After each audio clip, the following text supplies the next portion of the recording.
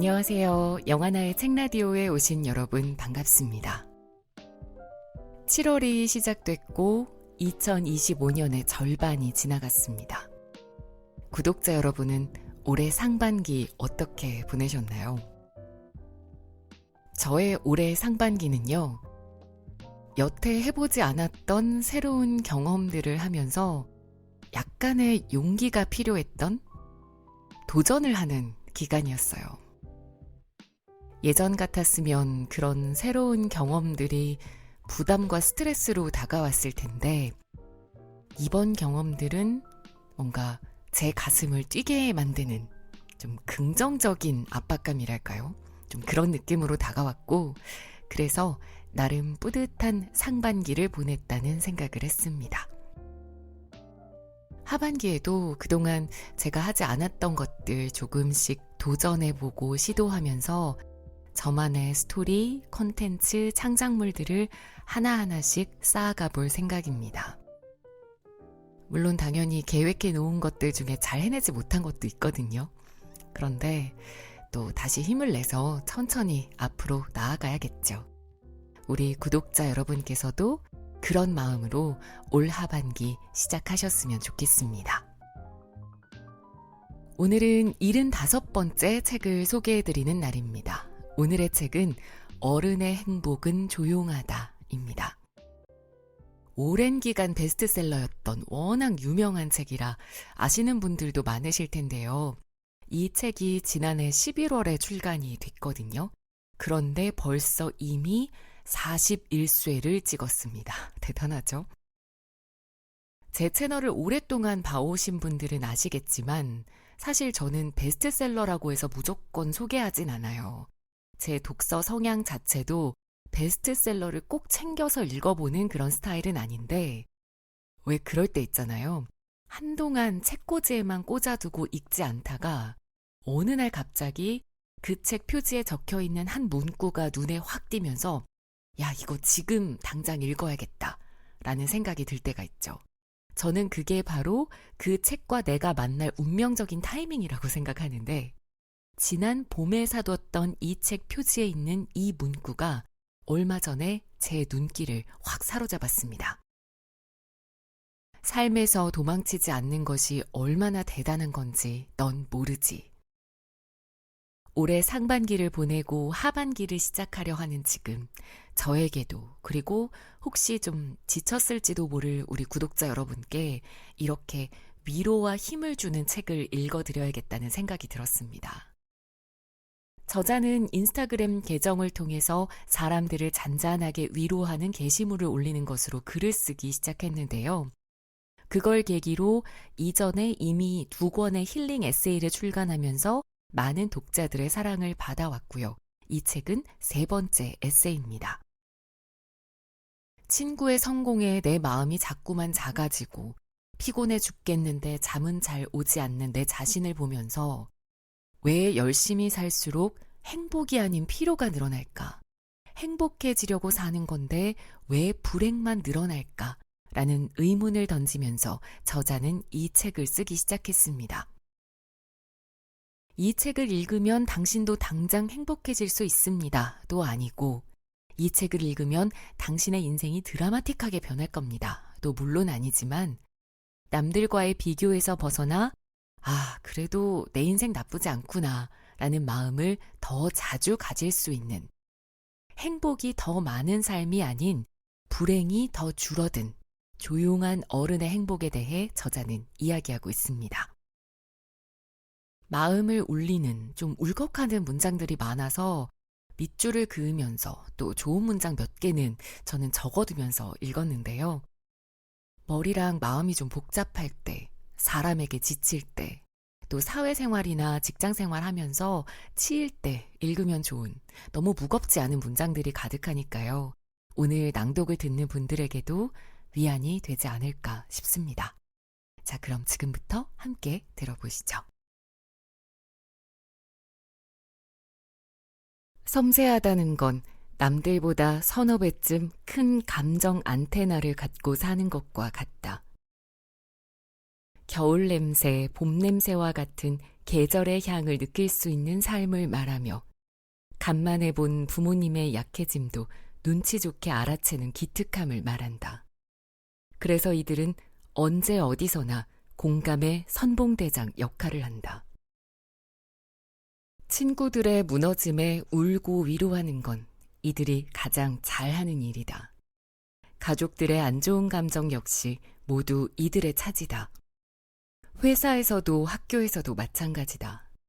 이들은 문제 자체에 대한 민감성이 아주 높기에 친구와 가족과 회사와 학교에 문제가 생길 때마다 가장 앞서 반응한다. 물론 해결하고 싶어서가 아니라 해결하지 않고서는 마음이 불편해서 살 수가 없어서. 그러나 슬프게도 자기 자신에 대한 문제만큼은 어디서도 드러내지 않는다. 절대. 타인의 걱정 어린 물음에 이들은 언제나 솜씨 좋게 답한다. 난 괜찮아. 타인의 감정을 대신 책임지는 것이 얼마나 지치는 일인지 잘 알기에 내 감정만큼은 누구에게도 쉽게 넘겨주지 않는다. 그래서 자신의 상처만은 언제나 뒷전이다. 마치 밀린 설거지 중 맨 아래 위치한 그릇처럼 내 마음만은 씻어내지 못한 채 매번 그대로다. 이들이 자주 번아웃되는 이유다. 독일어에는 치타델레라는 말이 있다. 요새 안에 독립된 작은 보루라는 뜻으로 아무도 모르는 나만의 작은 방을 의미한다. 나는 섬세한 사람들에게 가장 필요한 것이 치타델레라고 생각한다. 챙겨야 할 것, 챙겨야 할 사람, 챙겨야 할 모든 감정들에서 벗어나 오직 나 자신만이 남겨진 시간과 공간이 이들에게는 필요하다. 돌볼 사람이 아무도 없는 그 고립된 공간 속에서만 남들에게 수도 없이 제공했던 말을 자신에게 돌려줄 것이기 때문이다. 너 괜찮아? 그간 친구 같은 자식, 무엇이든 털어놓고 싶은 친구, 알아서 잘하는 직장인이 되느라 정작 나에게는 아무것도 되어주지 않았을 것이다. 그러니 이제부터라도 나만 생각해 라는 말을 하고 싶지는 않다. 어차피 잘 될 것 같지도 않고. 그냥 지금처럼 살아라. 그렇게 살되 어떤 감정조차 책임질 수 없을 만큼 힘든 날, 마음속이 온통 타인의 감정으로 가득해 당장이라도 터져버릴 것 같은 그런 날, 불어 나밖에 없는 공간으로 도망가자. 그 조용한 공간에서 자신에게도 이렇게 말할 기회를 주자. 나 안 괜찮아. 가끔은 남에게 줬던 섬세함을 나에게도 허락하자. 포기가 습관이 되면 포기하지 않아도 되는 것까지 포기하게 된다. 자신이다.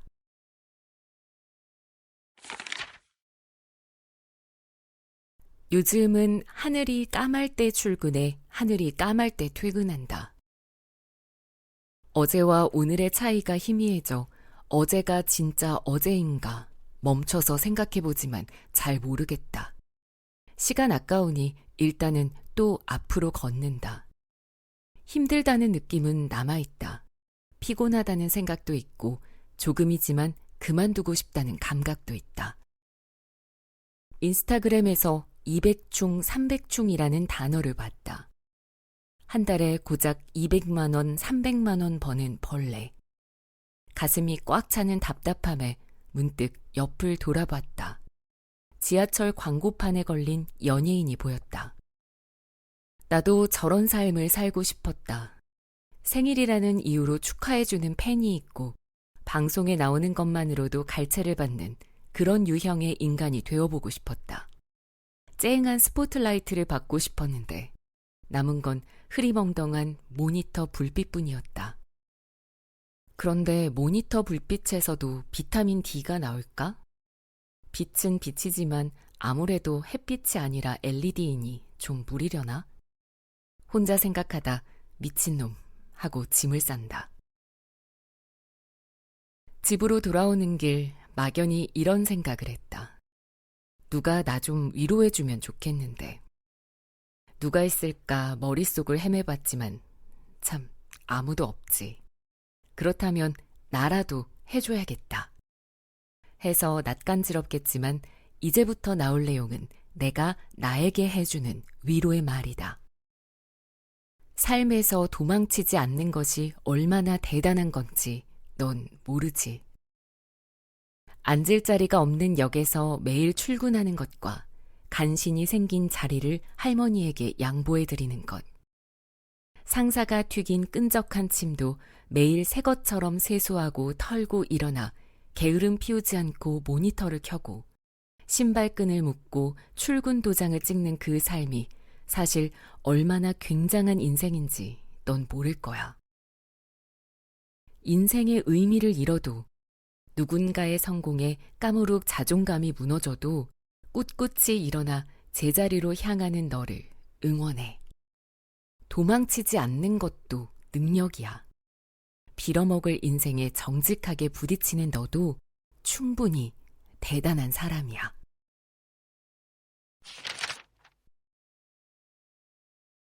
한국은 전 세계에서 가장 열심히 사는 나라다. 한 해 평균 1900시간을 일하는데도 업무 시간을 더 늘리려는 나라며 평균 공부 시간도 1위를 놓친 적이 없다. 거기다 과로사로만 한 해 500명 넘게 죽는 나라이기도 하다. 그런데 아이러니하게도 재수생과 취준생 수는 매년 정점을 찍고 청년 자살률 또한 늘고 있다. 전 세계에서 가장 열심히 살지만 가장 많은 실패를 하는 나라. 이런 상황에서 우리가 서로에게 가장 많이 건네는 말은 이렇다. 누칼협? 그러니까 누가 그렇게 살라고 칼 들고 협박함? 학업, 대입, 취업, 인간관계 등 요즘은 실패의 원인을 유독 개인에게 돌리는 경향이 강한 것 같다. 더 똑똑한 선택과 더 나은 노력을 하지 않은 내 탓이라는 것. 그런데 과연 그럴까? 아무리 철저하게 계산하더라도 인생은 꼭 삐딱선을 탄다. 예를 들어보자. 불과 5년 전만 해도 공무원은 꿈의 직업이었다. 경쟁률은 40대 1, 노량진엔 남는 방이 없었다. 지금은 남는 게 공실이다. 퇴직도 끝도 없이 늘고 있다. 5년 뒤 국제정세 변화로 금리와 물가가 동반 상승할 거야. 그럼 공무원 월급으로는 살기 힘들어지겠지. 이게 과연 개인이 예상할 수 있는 범위일까? 아니다.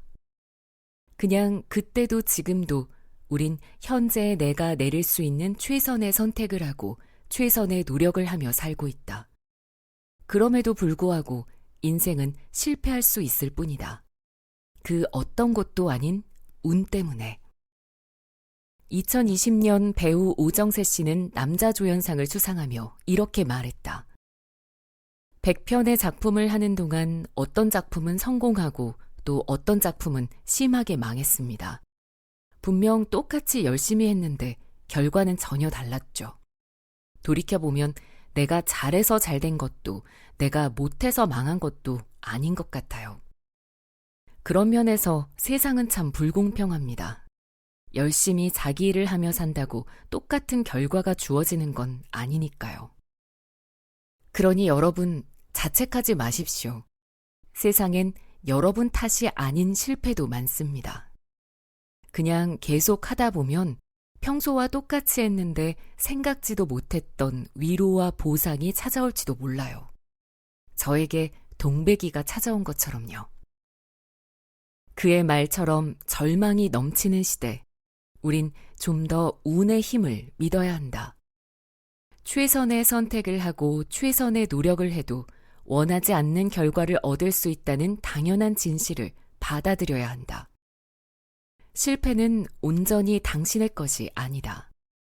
최선을 다한 자신에게, 소중한 사람들에게 내 탓이 아니야 라는 말을 좀 더 넉넉하게 건넬 줄도 알아야 한다. 아무것도 하지 않을 핑곗거리가 아닌 삶을 포기하지 않고 다시 시작할 용기를 얻기 위해.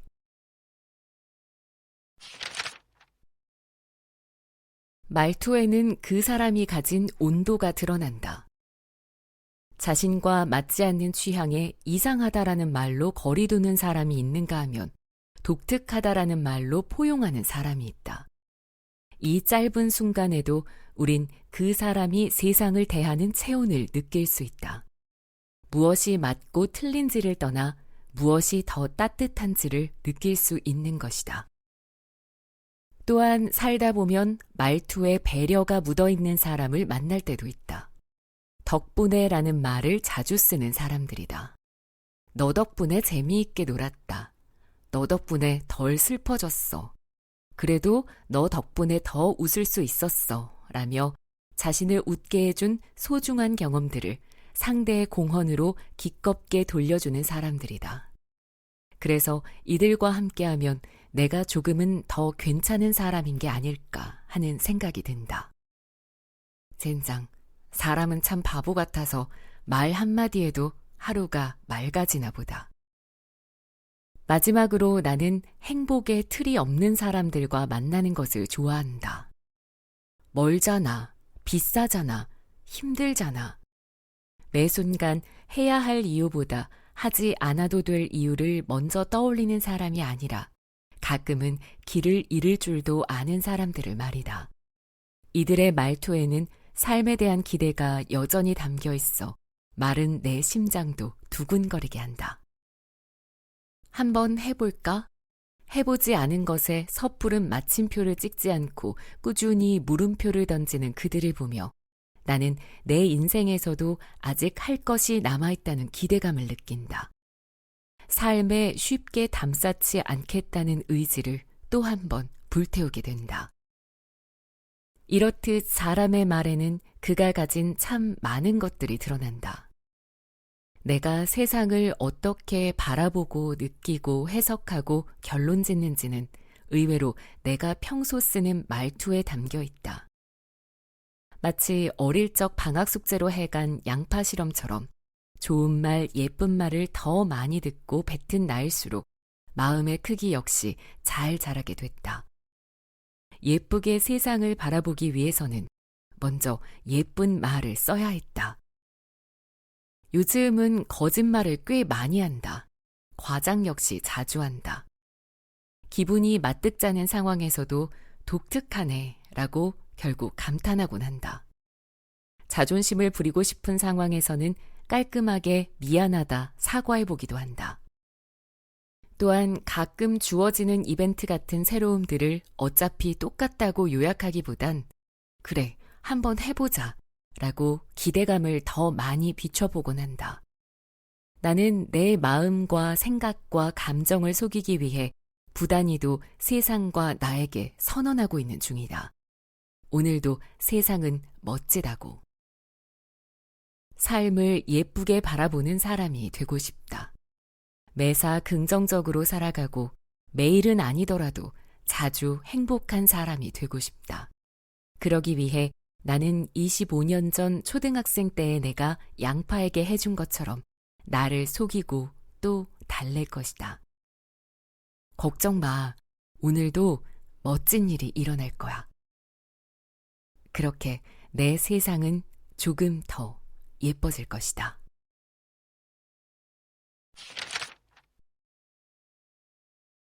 (2020년) 기준 30대 미혼 비율은 42.5%라고 한다.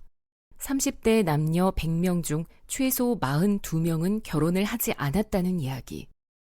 모르긴 몰라도 4년 후인 지금은 아마도 50명에 육박할 것이다. 내 주변이라고 다를 것은 없었다. 절반이 조금 넘는 비율로 친구들은 결혼을 완성하지 못했고 그 이유는 대체로 하나로 수렴됐다. 야, 돈이 없어. 꼭 돈이 많은 사람만이 결혼을 하는 것은 아니다. 그러나 적정한 경제력이 없이 결혼을 완성하는 사람을 적어도 내 주변에서는 보지 못했다. 말쑥한 아파트와 브랜드 있는 결혼 반지가 최소한의 행복이 된 요즘. 일정 수준의 경제력은 필요 충분 조건을 넘어 핵심 그 자체가 되었다. 가족은 점점 더 부와 여유의 상징으로 변질되어 갔다. 나를 돌아봤다. 때는 바야흐로 27년 전인 1997년의 5월. 할머니와 할아버지를 포함한 우리 식구는 15평짜리 빌라에서 총 5명이 빽빽이 살았다. 당시 초등학교 1학년이었던 나는 이후 22년이 지나 30살이 될 때까지 할머니, 할아버지와 함께 안방에서 잠을 잤다. 누나는 작은 방, 아빠는 보일러실 바로 옆에서 소음과 함께 삶을 보냈다. 그러나 내 인생이 불행하다 생각했던 적은 단연코 없었다. 초등학교 4학년 겨울밤, 할머니가 근처 하이마트에서 온풍기를 빌려온 날을 기억한다. 일단 한번 써보고 돈은 다음에 지불하겠다는 할머니의 강짜에 90년대 점원은 낭만 있게 오케이 사인을 보냈다. 느릿느릿 대가리가 돌아가는 그 온풍기가 너무나 따뜻했었다. 할머니, 누나, 나, 셋이 옹기종기 한 이불에 모여 대가리가 자기 쪽으로 오길 기다리던 그 가난한 밤이 끝나지 않길 바랐다. 사람이란 역설적으로 가장 추울 때 가장 따뜻해질 수 있었다. 물론 아쉽게도 온풍기는 다음 날 하이마트에 다시 돌려줘야 했지만. 이렇듯 당시만 해도 행복에는 개별성이란 것이 존재했다. 가난한 사람도 부유한 사람도 저마다 자신만의 행복 한 줌쯤은 잃어버리지 않고 살았다. 행복은 신념과도 같아서 타인이 건들 수 없는 고유의 영역으로서 존재했다. 그러나 지금은 다르다. 모두가 공장에서 찍어낸 규격화된 행복만을 원하며 그 컨베이어 벨트에서 이탈한 인생은 각종 멸칭으로 멸시를 받는다. 다른 누구도 아닌 불행한 우리들에 의해서. 우린 서로의 행복을 야금야금 빼앗아 먹으며 근근히 살아가고 있다. 나만 불행한 건 아니라는 슬픈 위안을 덮고. 결국 마음가짐만 달리하면 행복해질 거라는 간질간질한 말로 이야기를 끝낼 생각은 없다. 사회보장은 좀 더 디테일한 부분에서 이루어져야 하고 혐오와 멸시를 퍼뜨리는 콘텐츠의 제작자들도 반성이 필요하다. 그러나 우리도 할 수 있는 일이 있지 않을까. 돈이 전부라는 단순한 논리에서 벗어날 힘이 아직 우리에게 남아있다는 것을 나는 안다. 고작 20년 전만 해도 가난한 행복은 전설이 아닌 실제였으니까. 어린 시절 할머니는 말했다. 살다 보니 세상에서 제일로 힘든 게 성공이 아닌 만족이라고. 그때는 이해가 가지 않았던 그 말이 이제와 사무친다. 그 뜻을 좀 더 빨리 이해했으면 좋으련만. 어린 날의 나는 그저 흔한 자장가 중 하나라고만 생각했다. 눈이 다 감길 때쯤 할머니는 더 작게 독백했다. 그러니께 이 담에 키가 훌쩍 자라도 너무 높은 곳만 보고 살지는 말어. 너는 위아래가 아니라 앞뒤를 보고 사는 거야. 네가 살아온 거, 그리고 살아갈 거. 그렇게 눈을 돌려야 보이더라고. 내 인생에도 이쁜 것이 참 많았다는 게. 아무 일도 없이 하루가 지났다. 아침 지하철은 늦지 않고 역에 도착했고 회사 일은 별다른 이슈 없이 어느 때처럼 순탄하게 지나갔다. 덥지도 춥지도 않은 무난한 날씨에 야근 없이 집에 도착한 날. 그런 날이면 문득 나도 모르게 생각하게 된다. 아, 행복하구만. 조용한 게 좋다. 심심한 건 편안하다. 나른한 건 안정적이다. 짜릿함은 여전히 즐겁지만 뭐랄까 조금 피곤하다. 예상치 못한 일은 이제 기쁜 이벤트가 아닌 새로운 숙제다.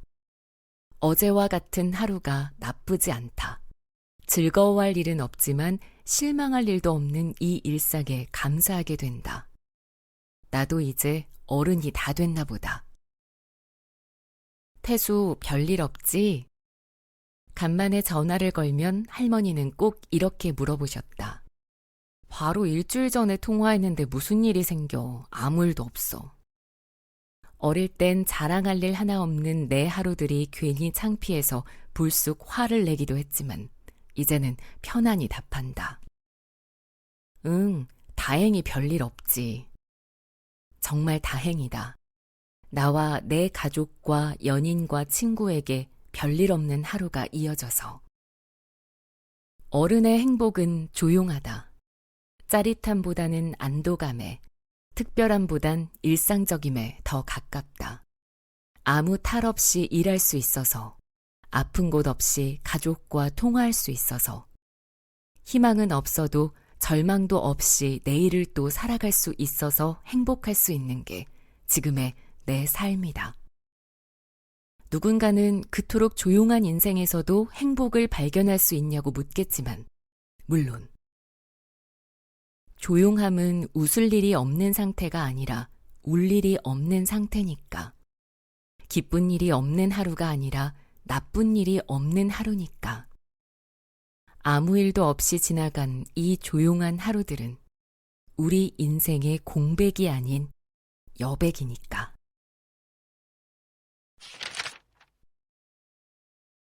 현명한 사람일수록 함부로 불행해지지 않는다. 월 300이면 생활이 쪼들리지 않아? 애 키우기에는 조금 작은 집이네. 대출이 중요하냐? 무조건 서울로 가야지. 내 연약한 마음을 대차게 흔들어 놓는 남들 얘기에 하나하나 반응하지 않고 과감하게 일축한다.